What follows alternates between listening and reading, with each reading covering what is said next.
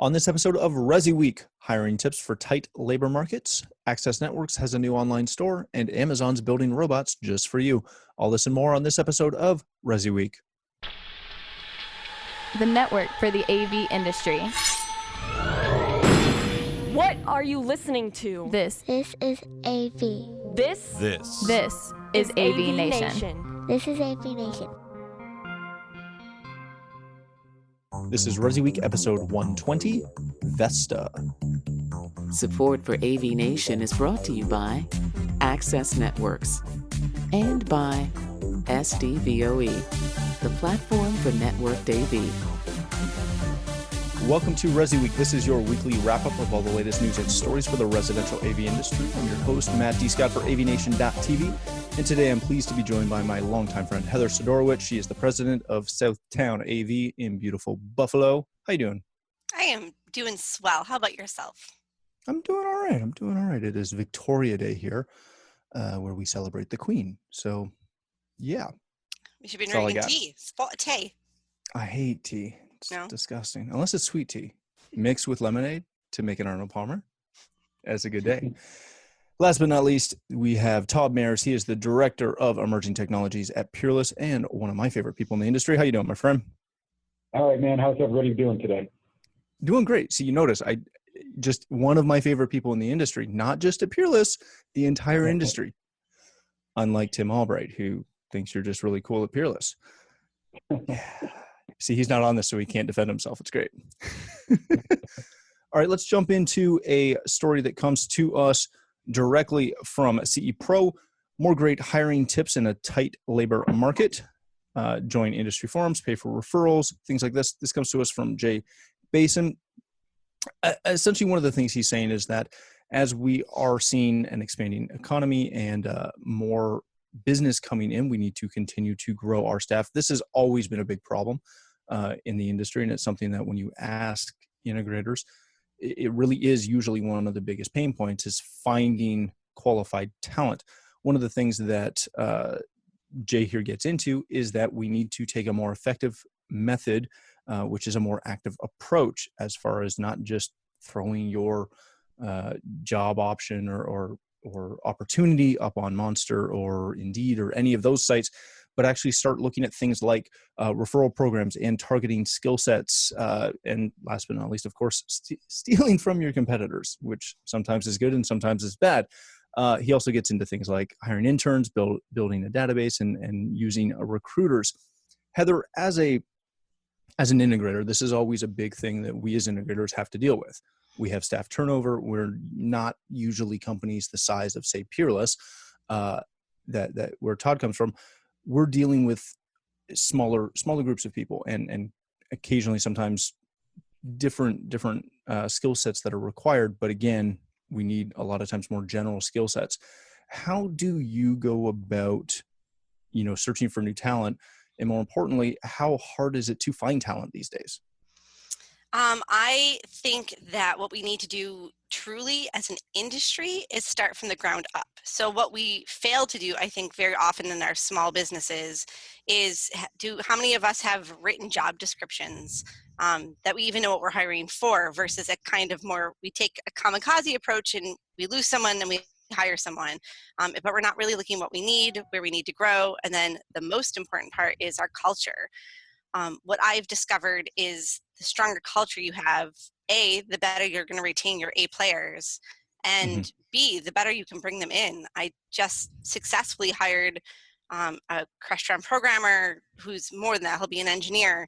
I hired him for less than he's making at his current job. And I did that because I've been talking to him for years. He knows what our culture is like. And he came because he knows that he could grow within it. So it wasn't about money. It was about, I want to work somewhere where I can grow and be who I want to become. Well, I think that speaks to the change that we are starting to see just across the board in all industries is people are not always chasing per se that dollar figure, although that's important. Other factors really come into play. Todd, when we look at this and when you guys specifically as manufacturers look at this, you're dealing with usually a lot more departments and a lot more opportunities potentially than most of your residential integrators are. When you guys start looking at this, and when things come up like Fortune's reporting that the U.S. unemployment rate is the lowest it's been in the century, when you guys are looking for or are requiring new talent, how do you go about doing that when we're seeing statistics like this, that the unemployment rate is so low and there's not as many people looking for jobs, not as many people are out there, so your pool's smaller? How do you guys go about that? So I'll tell you, at Peerless, it's kind of, it's a little bit unique because the culture of Peerless has been kind of evolving over the last few years. And, for those of you who knew us 10 years ago, we weren't a technology company per se as we are today, right? We were a metal bending manufacturing company.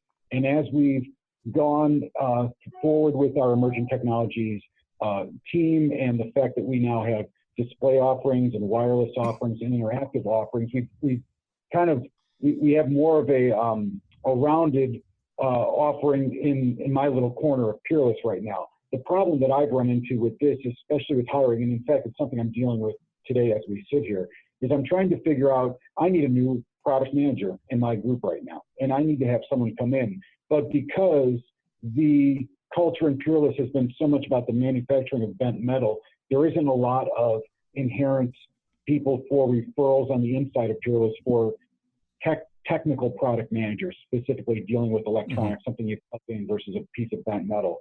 So, I go about it a lot of different ways because I come from an installation integration background. I know what the installers are looking for in the products that we're putting out in the field. So I try and actually bring people in that I know from the industry that have a lot of input as to, how the product's going to be used in the field, but also can start stating, what needs to change with the product and how we can actually speak to the integrators and the users of our products a little bit better. So instead of just going for a straight off recruiter or something like that, or a cold call, or rather not a cold call, but just putting out a wanted ad, I really try and find people that I've dealt with in the past that either have a line on someone that is more technically minded, like myself and like some of my colleagues are. I try and not go about it a very standard way, because I feel that we try to do that with at least in the emerging tech division of Peerless. And because a lot of people don't know us as being a display manufacturer and a wireless provider, that type of thing, we don't get a lot of in my opinion, the correct people that just come to the door looking for a job. So I try and really tailor who I'm looking for, and I really try and cherry pick a little bit more from people I know. Todd, don't you feel though that a lot of the technical aspect can be taught versus going after the right person that can fit culturally, and I guess really where I'm leading the witness to is what I find with our industry is we're crying that there's no one to hire, and yet we're still 99.9% male dominated. So like, have we opened up the pool to say, hey, maybe I should look in not the normal places to find people? Right. So speaking of a male dominated comment, I've made it a point to really try, like the product manager I just had working for me was a woman that I brought up from customer care. And knowing that it is, there's not a lot of women in this industry, I feel that it brings a lot more credit when we start bringing people from the inside up. And there was a couple people that we saw that have come through my group, females specifically, that have really started to make a name for themselves within the industry. The girl that I just left, unfortunately, went to the sales side of things. I definitely, I think for that same reason, that if I put an ad out there, I would say over the last couple of years, people I've interviewed, I have not had one female come to me from just an ad out in the field. Right, it's been kind more of yeah, exactly. And I do believe that that's important to try and balance what we see in the field quite a bit. So that was one thing that was really at the forefront of my thought a year and a half ago when I hired this girl, and she did such a great job for me. It's really been kind of a bummer because I'm still dealing with the loss of her right now, going to the other division.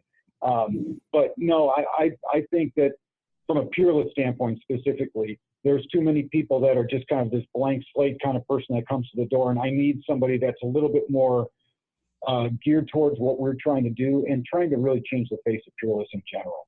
So let me ask you guys this. When we're looking at things, and Todd, you brought up a really good point, that you're, leveraging your network, right? Your network of people within the industry, trying to find someone that fits that opportunity. And Heather, you brought up the point of trying to bring people in off the street and how tough that is. How do we balance, that traditional method of being a smaller industry and going after people within the industry versus trying to grab someone from, IT or computer programming or construction or what have you, someone who's outside the field and doesn't know we exist? How do we balance both of those issues?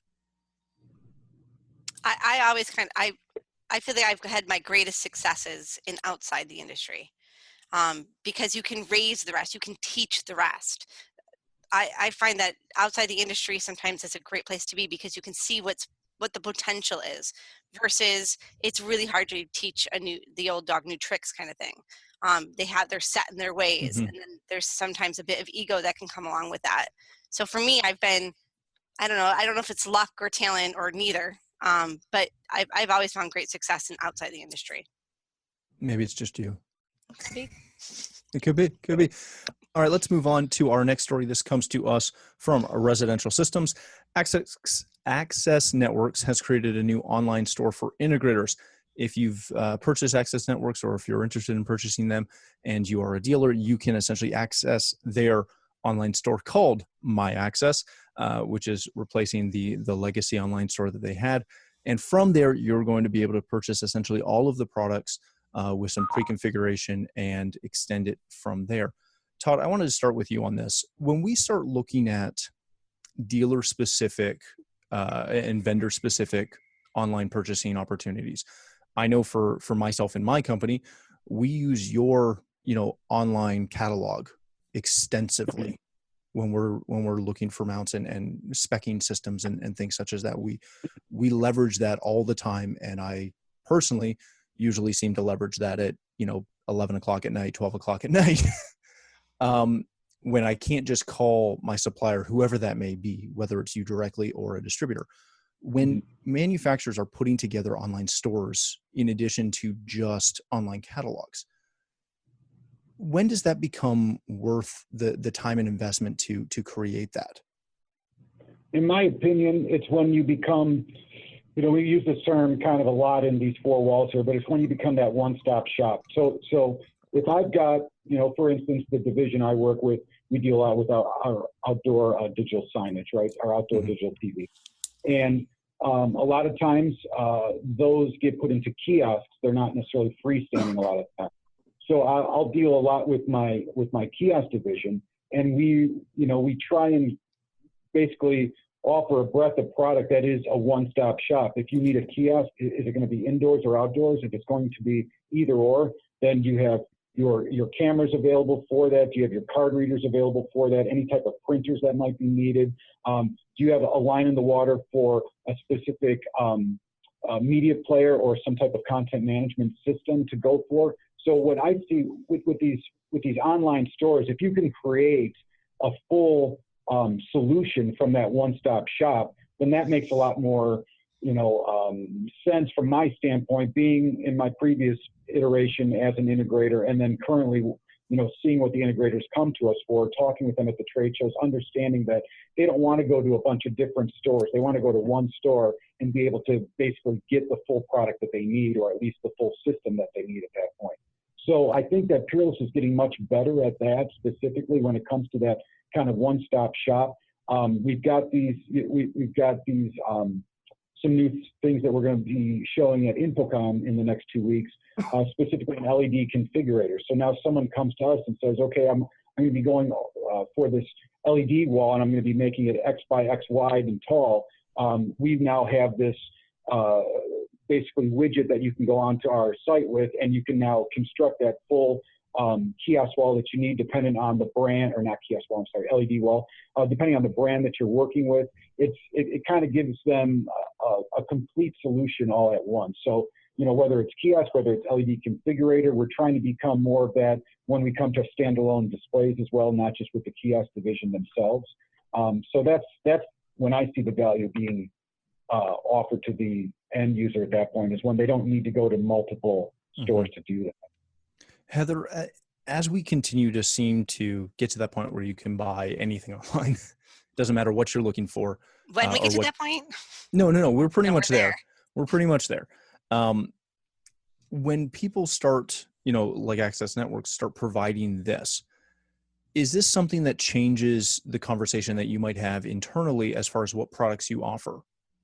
Because they now offer something that allows you to, if it's, 8:00 your time and you're trying to finish a quote for tomorrow and you need a number that you can't call your local distributor or manufacturer because their sales office might close at 5:00.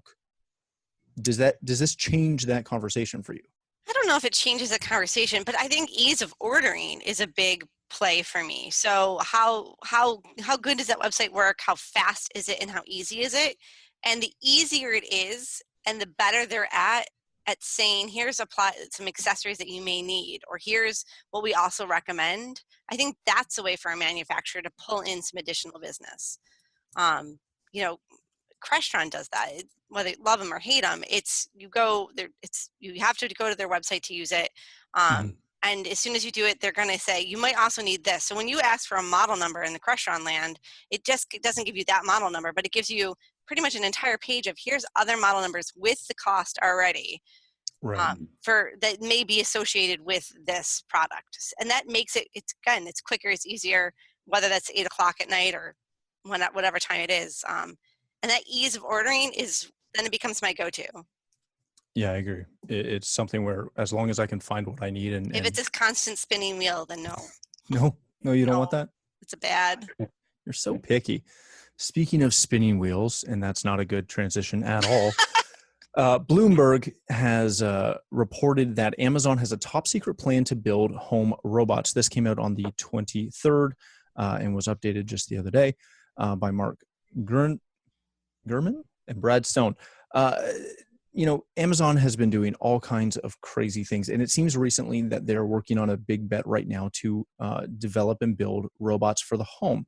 They've codenamed this project Vesta after the Roman goddess of hearth, home, and family. It's my favorite part. The name. I love the name's fantastic. Yes, hearth specifically. My name to Vesta. Wasn't there a Bond villain by the name of Vesta? This comes out of their Lab 126, which is their hardware and research development lab. Essentially, they're not really getting into much about what this is because it's purely speculation at this point. But Heather, as we start to look at this, and we know this is coming, and they're expecting that this is going to be a $15 billion business, consumer robots by 2023. Are you looking for, or what purpose do you see for a robot that can perform either just companionship or some form of basic chore beyond, again, the Roombas and things like that we already have? Is this something that A, you're interested in, and B, you want in your house? Well, I'm going to put the caveat out there is if we could only feel confident that all that information stays in our intranet, right? I'm going to say no. It's not going to. But if we could, the possibilities. And yes, I'd be willing to give up everything if I knew it was somehow secure. So not knowing, then I don't know how far I'd go. But I love the idea of saying, Vesta, what's for dinner tonight? to have something. It hasn't been fixed yet. I mean, I was at CES. I saw the Sony, what's the Sony dogs called? And it's Albo? fun, and it's Alibo? moving more, although that's still a companion piece. Mm-hmm. They talked about LGs and how it kept failing. So we're certainly not there. But if anyone can do it, this company has certainly proved that they are a game changer. They can think outside the box. I like the concept, but again, I still have a hard time even allowing Alexa to come out of my kitchen. Right. Although I know it's going to happen. It's not in my living room. Although I think in a previous podcast, you asked me where I plug my phone in at night. Might have just done that. Shoot, swear word. Yep. So yeah, I think that there's potential here for sure. And I'll look forward to whatever they'll come up with next. Todd, when you guys look at this from not even the manufacturing side, but just the logistics of putting some form of robot and in a home, again, beyond a Roomba, something that can navigate stairs and different heights of flooring and all those different things that come into play. How far away are we from having something that not only can be in your home, but is more than just a cool thing that you bought because you thought it was cool and you plugged it in and used it for a week and then you never used it again because it can't navigate from the kitchen to the living room. How far out are we from that? And if we get there, are you wanting one? Yeah, I love technology in the home. I've created my smart home for myself. Lighting, HVAC, access control, audio, video, the whole Todd, I deal. say, Vesta, get me a beer. Yeah. Honestly, so to answer the first question, I would say we're probably about, 4 to 5 years from having something navigating your home in one shape or form. Now, whether it does it well or whether it's made for a ranch style home that's all TBD at this point. I don't know if I really buy into, I've never bought into the Roomba. I've never bought into those helping. Out of all the things I've really gone for, the voice activated, line in the sand, I haven't really crossed that one yet. I don't have an Alexa. I am more of an Apple person myself. But that all being said, I wanted to embrace the Apple HomeKit. I wanted to do something with the Siri control. I feel as though they haven't gone to that level yet. Mm-hmm. And then, again, I may be showing my bias, Apple versus Android to some point here, because I do feel that Android's probably a little bit quicker to react to what people are looking for out there. But I think Apple holds back enough to say, listen, we know we can do this right now. We just don't understand if we're doing it properly yet. And I think a lot of that has even been seen even with just kind of Android versus Apple technology in the phones alone. So if we're talking about having something walking around my house and getting me a beer or making some toast for me or something like that, I don't know if I'm there myself, but I do see that being something navigating a general home atmosphere within the next 4 to 5 years that can be kind of on the affordable side. I would say that it's going to probably take about that long to do that. I remember looking at OLEDs back in 2008, and it was a 19-inch screen, and it was $5,000, and it was like, I played with it. I know it. Matt, so, you could say, Vesta, watch the children. I'll be right back. That would be fantastic. I do that with Alexa now. No, I don't. Don't call CSA on me. The thing that I find really interesting about this is what I want it to do is stuff like, hey, bring me a Dr. Pepper out, into the basement, or, when I'm out on the deck. But do I want it to be able to open doors and navigate things like that? Do I want it to cook dinner and not be aware of what's going on? For me, it always hits the conversation of, can I do it? Yeah, maybe sort of. Should I? How safe is it? And like my son is to the age where he can now open our deadbolts. He's 3, but he can reach up, open our deadbolts, and let the cat in and out, which is great, except when we're not in the same room. I get concerned with things like robots that if it's something... Vesta, don't let the kids out. You would hope so, but again, how do you draw that line? How do you control that? How do you manage that? It is a super, and that's why they have probably the smartest minds or some of the smartest minds on this project, because you're absolutely right. How do you begin to conceptualize what is potential? But did you think that voice control would be as good as, and it's not even great yet, as it is only 5 years ago? 5 years ago, there was none.